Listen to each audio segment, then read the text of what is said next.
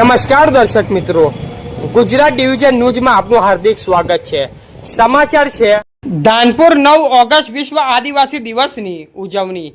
યુનો દ્વારા ઘોષિત 9 ઓગસ્ટ વિશ્વ આદિવાસી દિવસની ઉજવણી દર વર્ષની જેમ આ વર્ષે પણ દાહોદ જિલ્લાના ધાનપુર તાલુકામાં આદિવાસી સમાજના આગેવાનો મોટી સંખ્યામાં 9મી ઓગસ્ટની ઉજવણીનું આયોજન કરી આજરોજ 9મી ઓગસ્ટની ઉજવણીમાં મોટી સંખ્યામાં ધાનપુર તાલુકાના આદિવાસી સમાજના યુવાનો, માતાઓ, બહેનો, બાળકો 9મી ઓગસ્ટની ઉજવણીમાં ઉમટી પડ્યા।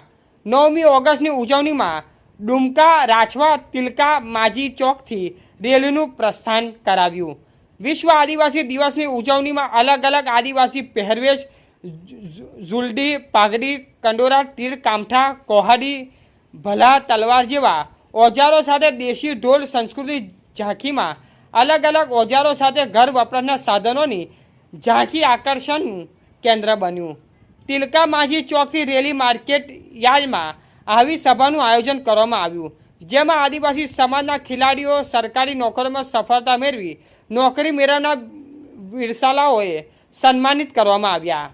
આદિવાસી આગેવાનો પ્રદીપસિંહ મોહનિયાએ આદિવાસી સમાજને જાગૃત થવા યુવાનોએ જોરદાર સંદેશો આપવામાં આવ્યો।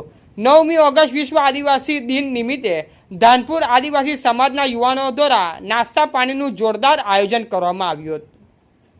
સભા ઈસરથી બસ ડેપો બજારમાં થઈને કંજેરા ચોકડી પીપોરા બિરસા મુંડા મૂર્તિની પૂજા પાઠ, ત્યારબાદ બારિયા ચોકડી ગુરુ ગોવિંદ ભગવાનની મૂર્તિની પૂજા અર્ચના કર્યા બાદ રેલીનું સમાપન કરવામાં આવ્યું। ધાનપુર ખાતે વિશ્વ આદિવાસી દિવસની ઉજવણીમાં ધાનપુર પોલીસનો શાનદાર બંદોબસ્ત વચ્ચે હજારો યુવાનો, માતાઓ, બહેનો, બાળકો, વડીલો, આગેવાનો વિશ્વ આદિવાસીની ઉજવણીમાં જોડાયા અને શાનદાર 9મી ઓગસ્ટની ઉજવણી કરવામાં આવી।